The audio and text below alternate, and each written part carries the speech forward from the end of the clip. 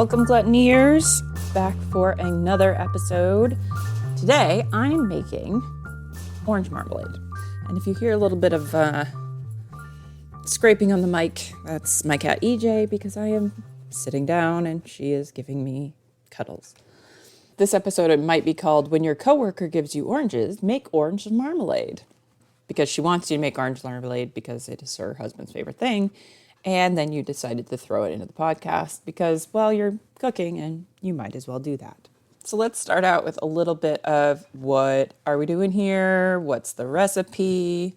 What is marmalade? Where did this come from?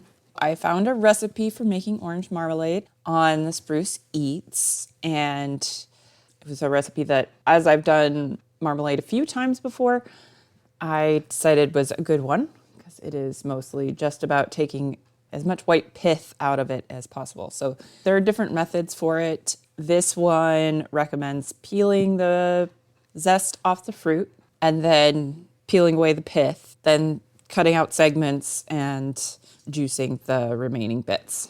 Pretty easy, but really time intensive.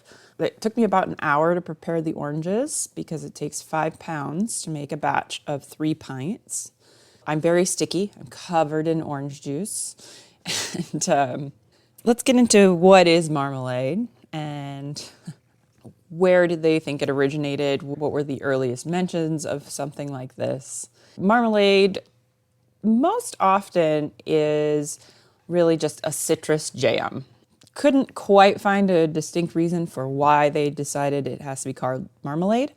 The name marmalade comes from the Portuguese marmalada, which actually means made of quince. And I correctly surmised that this is due to the fact that quince has a lot of pectin in it, and that most early jellies, jams, fruit pastes were made with at least with some quince, but has been branched out into other things.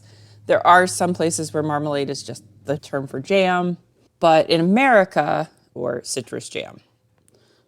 Now, there are some governments that regulate what the definition of marmalade is. I didn't look too deeply into it because I don't care. Why do we have to get the government involved? But somebody obviously somewhere had an idea that it really needed to be involved. So they involved them and developed a specific definition for marmalade. And I wrote in my script, sad. I also kicked myself because the Scottish city of Dundee apparently has a long history of marmalade, including one of the oldest known producers. So I really missed out on my visit there a couple months ago. So that's kind of a little bit of history about it. I'm going to be brief about that today because this should take a little bit of time. Even though this isn't super hard, it's not super easy. You're going to need a thermometer that can read up to at least 220 degrees. Usually that means it's a candy thermometer, but most digital thermometers, as long as they have a range up to 500, can be used for this. For our ingredients, you have 5 pounds of ripe oranges, 4 cups of water, and 6 cups of sugar. I'm actually using 2 cups of granulated caramel and then 4 cups of regular white sugar. For equipment, we need a peeler, we need a knife, cutting board. A large pan that'll fit your cutting board in it is very helpful because when you're cutting out the segments of the orange, which is called supreming, in order to catch as much juice as possible, you want to set your cutting board into some sort of thing that will catch that juice for you. I'm giving this a world level 2 mostly because it's very, very, very it's labor intensive, more than most regular fruit jams or jellies. But the process isn't really that much harder. It's just annoying and time consuming. I haven't given myself a time challenge today. I'm hoping this won't take any longer than an hour. I've already prepared my zest, which means removing it with as little pith or the white stuff as possible, and then supremed all the oranges, which involves removing that pith with a knife, then cutting out each individual segment. You can throw out the outer part of the oranges, but The inner membranes of the segments, you want to keep those because those are the parts that contain pectin. And if your oranges contain seeds, you want to save the seeds as well. The oranges I got are a seedless orange. So I found one seed in the entire batch. If you want to can this to preserve it for longer, obviously you have to prepare your jars. So I've got my jars currently sterilizing on the stove in a pot of boiling water. My lids are washed, but I'll sterilize those right before I finish my canning. And what else? I think that's it. Let's just get into the full steps as the Spruce Eats has them. Step 1, gather ingredients. Step 2, wash and dry the oranges using a sharp vegetable peeler. I actually used a soft skin peeler just because I find that gives me a little bit more control over getting less pith. But yeah, vegetable peeler works fine, just if you have a light hand. I tend to have a little bit of a heavy hand, so that soft skin peeler, which has a serrated edge, really helps me keep mine with less of that pith on it. Remove the brightly colored zest, and only the brightly colored zest, ooh, I think I said vest, from the oranges. Be sure to leave behind any and all white pith directly underneath, as it is very bitter. Chop the zest, keep bigger pieces for a chunkier marmalade, ribbon-like strips for a more spreadable result. Set the zest aside. Cut the ends off the zested oranges, then working with one orange at a time, cut off the thick white pith from around each orange. Discard the ends and the white pith. This says working over a bowl to catch the juices. That's another way to do it, is just hold it in your hand. With us doing this with a paring knife, I was taught to do it with a chef's knife, so I did it on a cutting board with a chef's knife. Carefully hold a fully peeled orange and use a sharp knife to cut out each segment between the membranes that hold the section together. Once you cut out all the fruit, squeeze any juice out of the membranes into the bowl with the segmented fruit. Set the membrane aside along with any seeds. The pectin in these will help set the marmalade later. Add the pectin bag to the pot and bring the mixture to a boil. Place a couple of small plates in the freezer to chill. This is how you're going to check the set of your marmalade. Meanwhile, bring the marmalade to 220 degrees Fahrenheit and hold it there for 5 minutes. Be patient, this can take quite a while. Do not stir. Put a dollop of the mixture onto the chilled plate after the 5 minutes. Swirl the plate to spread the mixture around a bit and drag a spoon through the mixture. You could actually use your finger because usually if you're putting it on a frozen plate, it'll cool down very quickly. If the marmalade is set, the spoon or your finger will leave a trail and you'll be able to see the plate where you drag the spoon. Well, no fucking shit. Marmalade is pretty transparent. You should be able to see the plate regardless. So remove the pectin bag, squeezing any marmalade out back into the pot and discard the bag. Well, I'm going to discard my contents, not the bag itself, because I bought some reusable cheesecloth just to be a little more eco-friendly. Take the marmalade off the heat and let sit for 5 minutes. Set up jars, clean jars with sealable lids, hot and sterilized if you're planning to can, next to the pot. Stir the marmalade to distribute the zest evenly in the mixture. Use a ladle to transfer the marmalade into jars, leaving a ½ inch of headspace on top of each jar. Put down the lids and refrigerate or proceed with canning. That's the whole process. I guess we'll get into it because I am completely ready to jump into the cooking portion of this, although I have not put my plates in the freezer. So I'm going to have to do that when I get into the kitchen real fast. And then we will proceed with the jam. The marmalade. And today, while I'm making this marmalade, I'm going to take a little hit of Oreos. I managed to squirrel this away since I've been on pretty much a break from weed. I've just been finding little bits of stuff that I squirreled away at one point. So now I've been taking like a hit of each every once in a while, just to see how things go. And it seems to be that if I take a good amount of CBD, I'm using Vet CBD, which is a company today, and take one hit of weed, I'm good to go. Feel pretty nice. And today, especially, I woke up with a lot of joint pain and I've been really focused on getting rolling here, so I haven't had anything.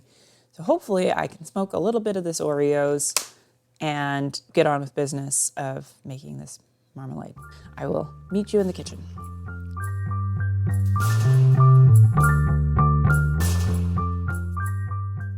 We are in the kitchen. Here we go. Turning on the heat.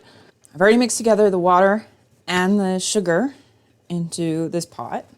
So my sugar is actually pretty well dissolved at this point because I did, oh, nope, never mind. There's a layer on the bottom that I didn't see. This is the problem with using the granulated caramel is that it turns everything brown. So I'm going to add in my juice and my orange segments and my zest. The oranges I'm using today came from a tree from somebody I know, and they are absolutely delicious. I mean, I can't even believe how good they are. Love living in California for that reason. There's always a lot of good citrus around. So right now I'm finishing up my pectin bag, which I'd already set all of my membranes onto the cheesecloth. So I couldn't figure out why you would just set them aside if you could really just put them right into the cheesecloth. At the same time, I was also wondering why you couldn't just zest the oranges. So I did try that a little bit with one of those zesters that has the larger holes that you make drink zest with. Number one, it seems like it would have taken a while to do that. And then the other reason was it didn't get all of the zest off. And so that was not ideal. While I'm waiting for the stuff to come to a boil, I'm finishing preparing my cans for my marmalade. Putting my lids into a little sterilizing rack thing right now.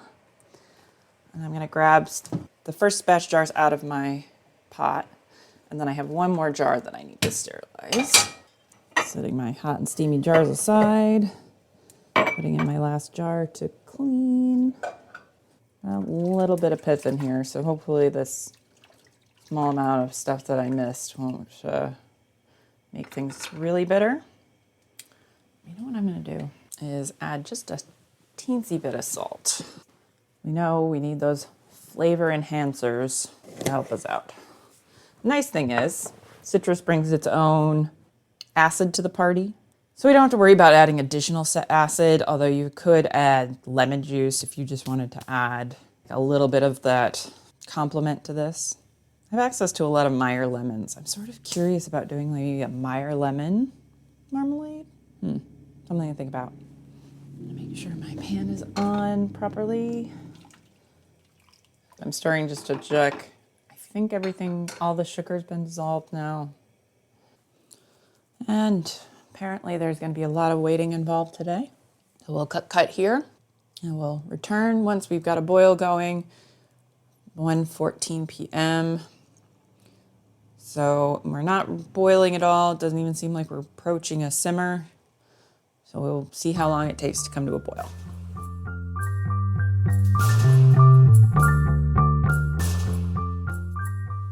Oh, this smells kind of incredible. So we are boiling. We're boiling. Oh, and I also thought the other day that I wanted to make a lime marmalade at some point. Like Barris limes or key lime. Somebody has had to have done that already. We are looking for a couple things to happen here. So we're doing a bit of candying, which is why we gotta get that 220-degree benchmark. That's gonna help thicken this. That relies on a certain amount of the water evaporating. 124. Our pectin bag has gone in. Got my digital thermometer out here. So our temperature right now, hang on, gotta wait. Apparently. 215, 216. So we have a ways to go.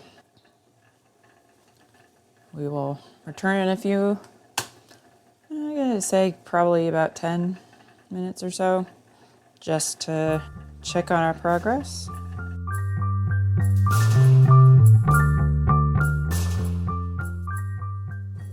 All right, so we've had 10 minutes, and at the 5-minute mark I checked it and it hadn't moved. So hopefully it's moved from 215, 216, 217, woo!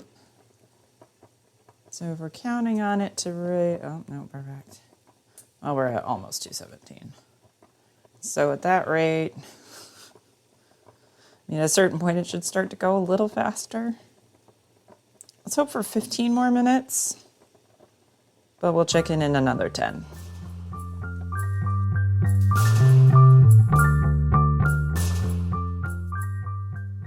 Well, I don't think it's been quite 10 minutes, but I'm going to check the timer on this because I'm bored. I want this to be closer to done. And I know that's not how this works, but... Oh, they weren't kidding. Still only 217. So we got, well, we're just going to go for another 10. Hopefully, that'll get us somewhere. Still 3 more degrees to go, and then we have to hold it there for 5 minutes. Fun.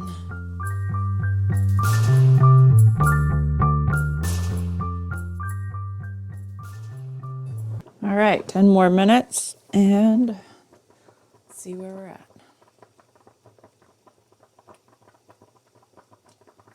Seriously?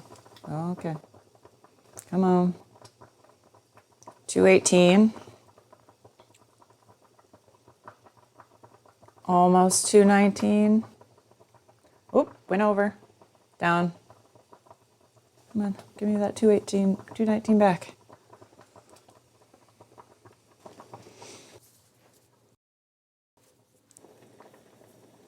So I'll tell you a hint.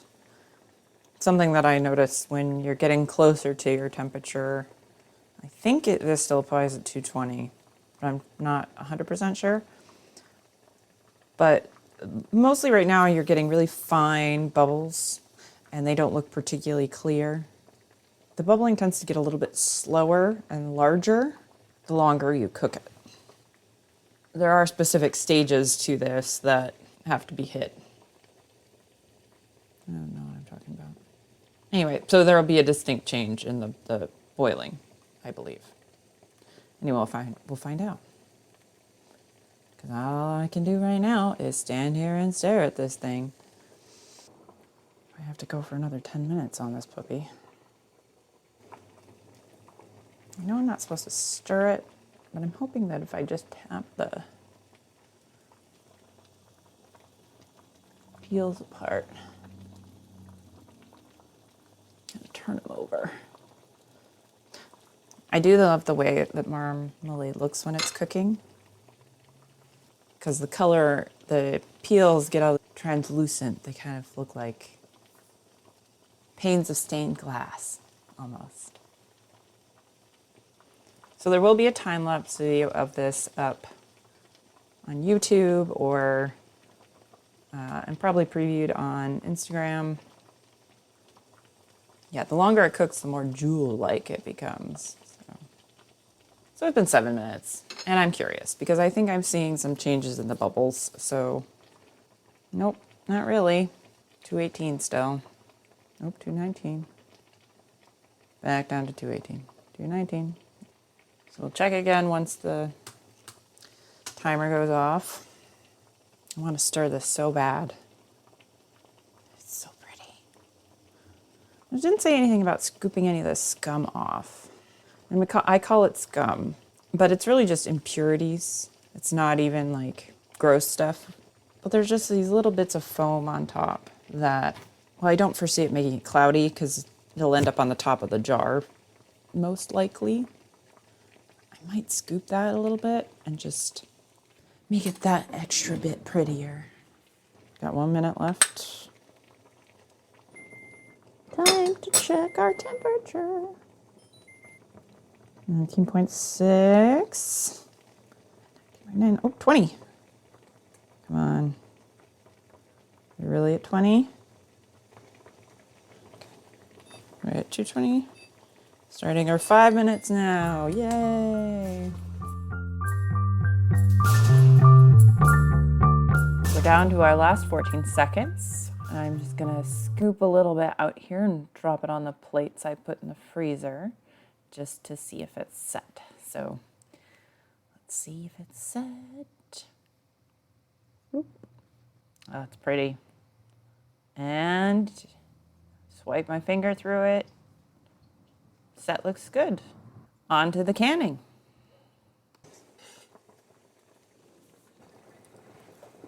Oh, it's delicious. Canning water's come up. So I've turned the heat off. I'm now looking around for tongs. I think I might leave you here, do the canning on my own, because it's about to get really loud. Because I'm going to put the stuff into the jars. Then I'm going to put them in the pan, and it's going to clank, clank, clank, clank around for a while. But overall, I think this is a tremendous success. It's beautiful, a nice amber gold orange color. Absolutely delicious. Really loving it. Here we are at the end. I still haven't found my coconuts. Have I? No. Oh, never mind. I lied. They're right here. Don't have to be without our sound effect any longer. Off we go. Ooh.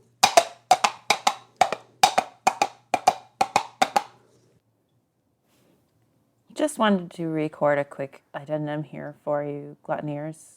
Total time for this recipe probably was a good 2 hours after the waiting and waiting and waiting and waiting some more for that 220-degree point, and then getting that 5 minutes boiling, and then letting it sit for 5 minutes or something along that line. I forget at this point, but there was waiting and more waiting and waiting. So much waiting in this recipe. So just to know, marmalade involves a lot of waiting. Probably could speed this up if you added pectin, like if you're doing a regular type of jam, instead of just using all the natural pectin. But I don't know what the flavor is like for that. We stick with the traditional way. And then the canning on top of that added probably another 20 minutes because I could only get 4 out of the 5 jars and the water at a time. So there was a lot of waiting, just waiting, waiting, and more waiting. For delicious results, but lots of waiting. That's end of addendum.